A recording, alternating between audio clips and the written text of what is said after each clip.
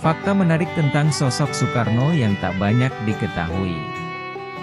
Artikel ini mengulas fakta menarik tentang sosok Soekarno yang tak banyak diketahui. Dihimpun dari berbagai sumber termasuk Apa Kabar Dunia. Presiden pertama RI Soekarno pernah berganti nama karena sakit-sakitan. Soekarno lahir dari pasangan Raden Soekemi Sosrodihardjo dan Ida Ayu Nyomanrai. Nama kecilnya adalah Koesno Sosrodihardjo. Di usia 11 tahun Soekarno kecil sering sakit-sakitan. Oleh karena itu, namanya diganti menjadi Soekarno, berasal dari kata Karna yang merupakan seorang panglima perang di kisah Bharatayuda. Meninggal dunia dalam status tahanan politik.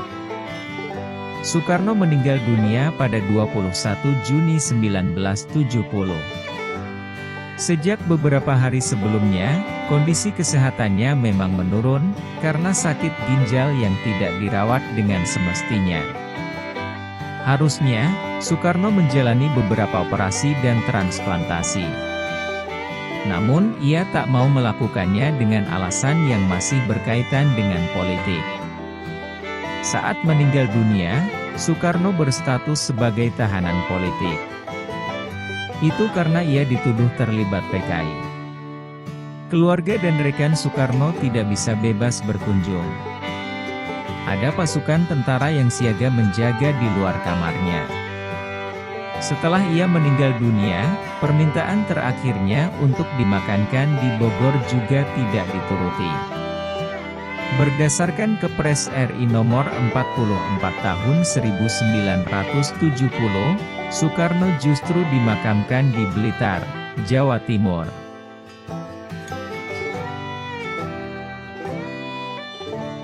Menjual mobil untuk membuat patung Pancoran. Bagi warga Jakarta, siapa yang tak kenal patung Pancoran? Salah satu ikon Jakarta ini membutuhkan biaya yang banyak dalam proses pembuatannya. Presiden Soekarno sangat menginginkan patung yang menjadi simbol perjuangan para pahlawan itu berdiri. Ia pun rela menjual mobil pribadinya untuk mewujudkan hal itu. Soekarno kemudian meminta Edi Sunarso untuk membuat patung Pancoran.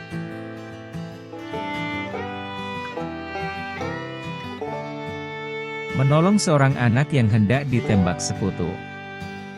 Meskipun Indonesia sudah merdeka pada 17 Agustus 1945, tetapi itu tak membuat para penjajah langsung mengakuinya. Mereka tetap berusaha untuk kembali menduduki Indonesia. Di tahun 1946, seorang bocah di Magelang dijadikan tawanan sekutu. Mendengar hal itu, Soekarno langsung pergi ke Magelang untuk membebaskan bocah malang itu. Ketika ia datang, tentara Inggris memang sudah siap untuk menembak bocah itu. Begitu mendengar suara Soekarno agar tak menembak, para serdadu pun langsung mengurungkan niatnya. Setelah berunding beberapa saat, Soekarno berhasil membawa bocah itu dengan selamat. Menyediakan pelacur untuk selamatkan gadis baik-baik. Banyak gadis Indonesia yang diperkosa tentara Jepang ketika negara itu menjajah. Jugun Ianfu adalah sebutan bagi para wanita yang menjadi budak seks tentara Jepang. Agar gadis baik-baik tidak menjadi korban keganasan mereka, Soekarno mengusulkan agar disediakan pelacur profesional. Usulan tersebut ternyata disetujui oleh beberapa pihak. Akhirnya, sejumlah pelacur disediakan untuk tentara Jepang. Meskipun terlihat tidak etis, tetapi Soekarno menilai ini menjadi salah satu cara untuk menyelamatkan para gadis.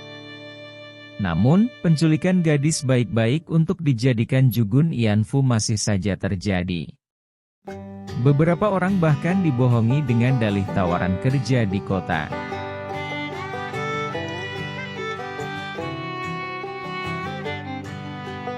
Fakta unik seputar proklamasi 17 Agustus 1945.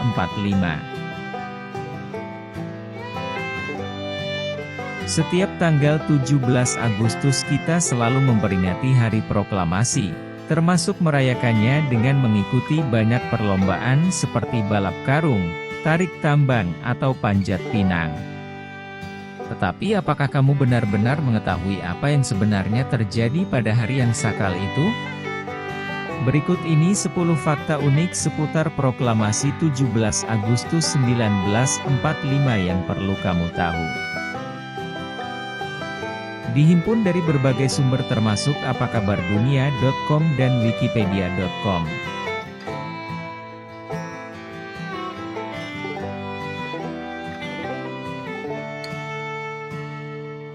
Soekarno sedang sakit saat proklamirkan kemerdekaan. Soekarno, proklamator kemerdekaan Indonesia. Pada 17 Agustus 1945 pukul 8, 2 jam sebelum pembacaan teks proklamasi, ternyata Bung Karno masih tidur nyenyak di kamarnya, di Jalan Pegangsaan Timur 56, Cikini. Dia terkena gejala malaria tertiana. Suhu badannya tinggi dan sangat lelah setelah begadang bersama para sahabatnya menyusun konsep naskah proklamasi di rumah Laksamana Maeda. Pating greges, keluh Bung Karno setelah dibangunkan Dr. Soeharto, dokter kesayangannya. Kemudian darahnya dialiri cinine urethan intramusculair dan menenggak pil brom cinine. Lalu ia tidur lagi. Pukul 9, Bung Karno terbangun. Berpakaian rapi putih-putih dan menemui sahabatnya, Bung Hatta. Tepat pukul 10, keduanya memproklamasikan kemerdekaan Indonesia dari serambi rumah. Demikianlah saudara-saudara. Kita sekalian telah merdeka, ujar Bung Karno di hadapan segelintir patriot-patriot sejati. Mereka lalu menyanyikan lagu kebangsaan sambil mengibarkan bendera pusaka merah putih. Setelah upacara yang singkat itu, Bung Karno kembali ke kamar tidurnya, masih meriang. Tapi sebuah revolusi telah dimulai. Upacara proklamasi kemerdekaan dibuat sangat sederhana. Bendera merah putih yang dijahit Ibu Fatmawati dikibarkan setelah kumandang proklamasi. Upacara proklamasi kemerdekaan Indonesia ternyata berlangsung tanpa protokol, tak ada korps musik, tak ada konduktor, dan tak ada pancaragam. Tiang bendera pun dibuat dari batang bambu secara kasar, serta ditanam hanya beberapa menit menjelang upacara. Bahkan konon katanya, katrol tiang bendera dibuat dari gelas bekas sahurmo. Hatta. Tetapi itulah kenyataan yang terjadi pada sebuah upacara sakral yang dinanti-nanti selama lebih dari 300 tahun.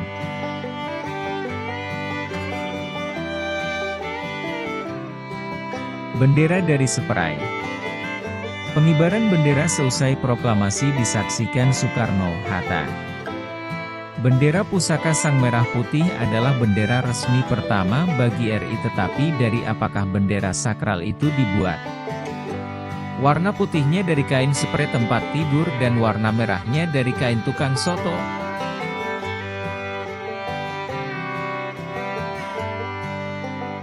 Naskah asli proklamasi ditemukan di tempat sampah.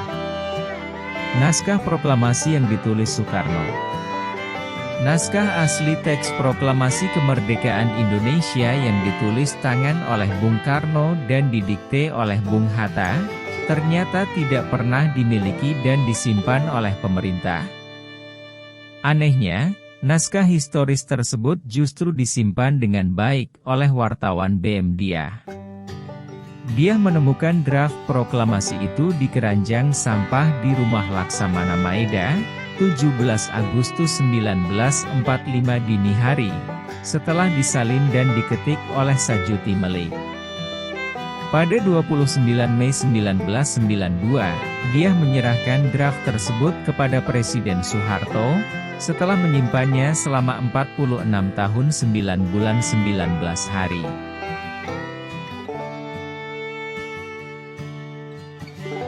Negatif film foto kemerdekaan disimpan di bawah pohon berkat kebohongan. Peristiwa sakral proklamasi 17 Agustus 1945 dapat didokumentasikan dan disaksikan oleh kita hingga kini. Saat tentara Jepang ingin merampas negatif foto yang mengabadikan peristiwa penting tersebut, Frans Mendoer, fotografer yang merekam detik-detik proklamasi, berbohong kepada mereka. Dia bilang tak punya negatif itu dan sudah diserahkan kepada barisan pelopor, sebuah gerakan perjuangan. Mendengar jawaban itu, Jepang pun marah besar. Padahal negatif film itu ditanam di bawah sebuah pohon di halaman kantor harian Asia Raja. Setelah Jepang pergi, negatif itu diafdruk dan dipublikasi secara luas hingga bisa dinikmati sampai sekarang. Proklamator sebenarnya bukan hanya Soekarno-Hatta. Tanpa peristiwa Rengas Dengklok takkan ada proklamasi 17 Agustus 1945. Pada saat penyusunan naskah proklamasi yang hadir di tempat itu dan ikut rapat tentu bukanlah Soekarno dan Hatta saja melainkan ada sahabat-sahabat mereka seperti Ahmad Soebarjo, Sajuti Melik dan Soekarni. Namun usul Bung Hatta supaya semua yang hadir di rapat tersebut menandatangani teks proklamasi tersebut ditolak oleh Soekarni, salah satu pemuda yang hadir pada penyusunan naskah. Oleh karenanya, Bung Hatta menggerutu, diberi kesempatan membuat sejarah tidak mau. Ada dua jenis naskah proklamasi yaitu naskah proklamasi kelat, ditulis tangan, dan naskah proklamasi otentik, diketik Sayuti Melik. Ketika diketik, beberapa kata yang mengalami perubahan setelah diketik adalah sebagai berikut.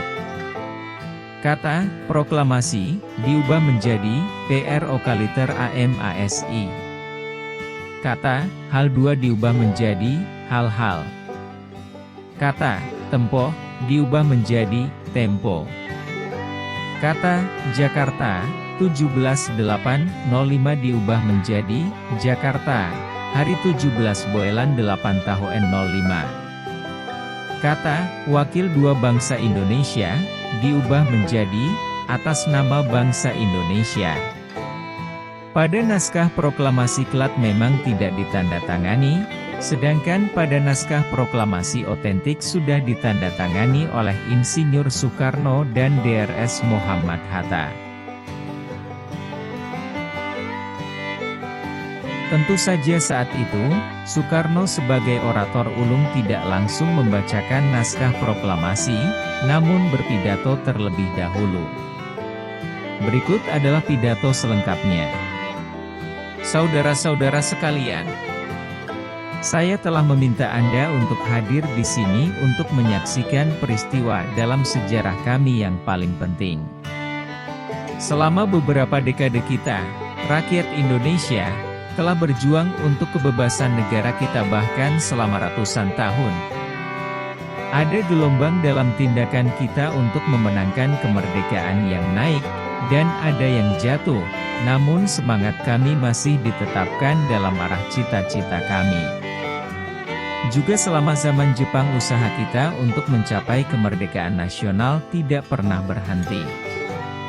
Pada zaman Jepang itu hanya muncul bahwa kita membungkuk pada mereka.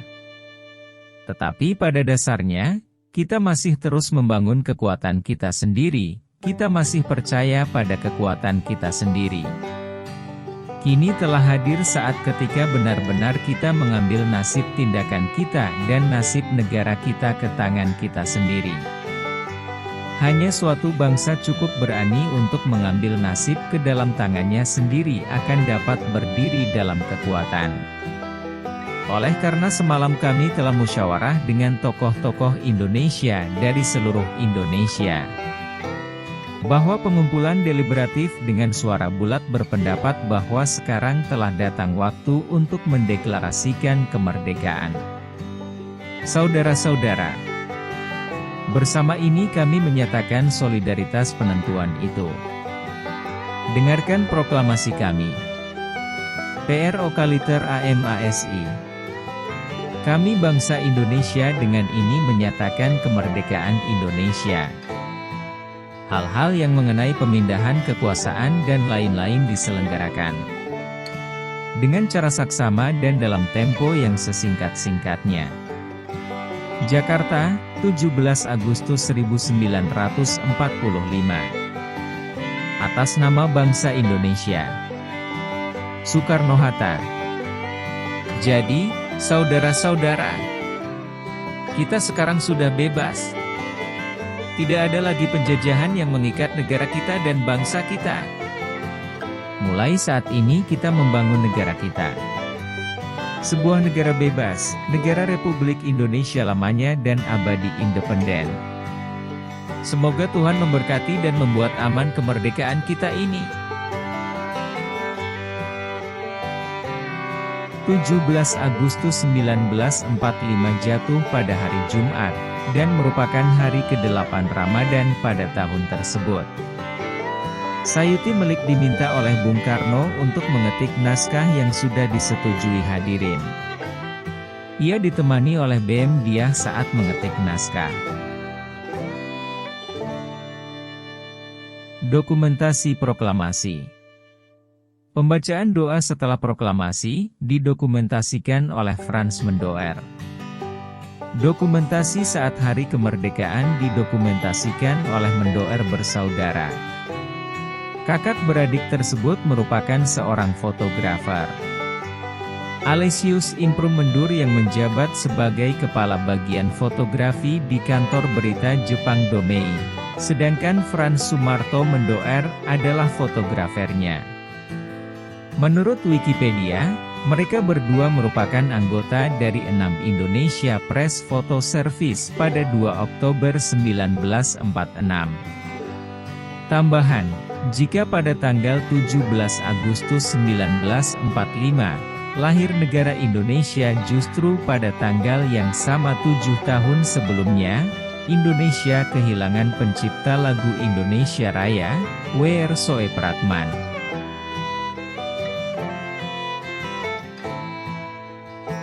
Teks proklamasi diketik dengan mesin ketik milik Angkatan Laut Tentara Nazi. Lebih tepatnya, mesin ketik tersebut dipinjamkan oleh seorang perwira Angkatan Laut Nazi Jerman kepada bangsa Indonesia. Mesin tik itu dipinjamkan ketika teks proklamasi disusun di rumah Laksamana Tadashi Maeda. Ketika itu, naskah proklamasi yang ditulis oleh Soekarno rencananya akan dicetak, namun rupanya Laksamana Maeda tak memiliki mesin tik. Mengetahui hal tersebut, Laksamana Maeda pun memerintahkan pembantunya, Satsuki Mishima untuk mencari mesin tik. Satsuki Mishima kemudian pergi ke kantor militer Jerman dengan menggunakan mobil jeep untuk meminjam mesin tik. Di kantor militer Jerman, Satsuki Mishima mendapatkan pinjaman mesin tik dari seorang perwira Angkatan Laut Nazi Jerman bernama Mayor Kandelar. Mesin tik tersebut pun digunakan Sayuti Melik dan BM Diah untuk mengetik naskah proklamasi. Tanggal 17 Agustus dipilih karena Soekarno mengaku percaya mistik. Dikutip sosok ID dari Kompas.com, Soekarno pernah mengungkap alasannya memilih tanggal 17 sebagai hari kemerdekaan. Soekarno mengaku dirinya percaya pada mistik dan mencampurkan kepercayaan klinik Jawa kuno dengan momen bersejarah dalam sejarah Islam. Sosok ID riuh semarak rakyat menyambut 17 Agustus sebagai HUT NKRI yang ke-74 mulai terdengar. Semangat kemerdekaan bangsa pun menguar dari seluruh pelosok wilayah Indonesia demi menyambut 17 Agustus sebagai HUT NKRI ke-74. Berbagai perayaan 17 Agustus biasanya akan digelar untuk memeriahkan peringatan HUT RI NKRI yang ke-74. Kemerdekaan Indonesia pertama kali diproklamasikan pada 17 Agustus 1945 di kediaman Laksamana Maeda di Jalan Pegangsaan Timur 56, Jakarta Pusat. Kala itu, proklamasi kemerdekaan Indonesia untuk pertama kalinya dibacakan oleh Presiden Soekarno dengan didampingi oleh Drs. Muhammad Hatta. Di balik riuh kebahagiaan bangsa Indonesia yang akhirnya meraih kemerdekaannya, rupanya terdapat beberapa fakta unik yang menarik untuk disimak. Teks proklamasi dibacakan dengan mikrofon curian. Dilansir sosok ID dari Kompas.com, Soekarno pernah menyebut bila mikrofon yang ia gunakan saat membacakan teks proklamasi kemerdekaan untuk pertama kalinya adalah hasil curian. Soekarno berkelakar pada saat itu bahwa mikrofon tersebut adalah hasil curian yang diambil dari stasiun radio milik Jepang berikut dengan pengeras suaranya. Aku berjalan ke pengeras suara kecil hasil curian dari stasiun radio Jepang dan dengan singkat mengucapkan proklamasi itu, kata Soekarno seperti yang dikutip sosok ID dari Kompas.com. Kendati Soekarno menyebutnya sebagai mikrofon curian, rupanya kelakar mantan Presiden RI itu dibantah oleh mantan Sekretaris Pribadi Menlu Pertama RI, Sudiro. Melansir Kompas.com, Sudiro mengungkap bahwa pernyataan Soekarno tentang mikrofon curian itu tidak benar. Hal tersebut ia kemukakan pada 6 September 1972 ketika menyampaikan pidato di Lembaga Pembinaan Jiwa 45 di Jakarta. Lebih lanjut Sudiro mengatakan bila mikrofon tersebut adalah milik seorang warga negara Indonesia bernama Gunawan. Gunawan saat itu adalah pemilik Radio Satria yang bertempat tinggal di Jalan Salemba Tengah, Jakarta. Naskah proklamasi tulisan tangan Soekarno ditemukan di tong sampah. Naskah proklamasi asli sebenarnya ditemukan di tong sampah, dan dipelihara oleh wartawan B.M. Diah, seorang putra asal Aceh yang juga tokoh pers, dan pejuang kemerdekaan. Dia menemukan draft proklamasi itu di keranjang sampah di rumah Laksamana Maeda, 17 Agustus 1945 dini hari, setelah disalin dan diketik oleh Sajuti Melik.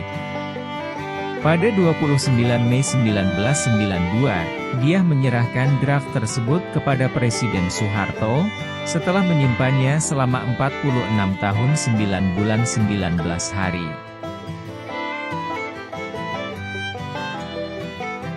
Indonesia pernah berpindah ibu kota negara 3 kali hanya dalam 4 tahun. Ibu kota negara Indonesia pernah pindah 3 kali hanya dalam 4 tahun, belum ada negara di dunia yang memindahkan ibu kota negaranya sampai 3 kali dalam kurun waktu relatif singkat. Antara 1945 dan 1948, Indonesia mempunyai 3 ibu kota, yakni Jakarta, 1945 hingga 1946, Yogyakarta, 1946 hingga 1948, dan Bukit Tinggi, 1948 hingga 1949. Perintah pertama dari Residen pertama Indonesia adalah sate ayam. Perintah pertama dari Presiden pertama Indonesia, Bung Karno, adalah sate ayam 50 tusuk.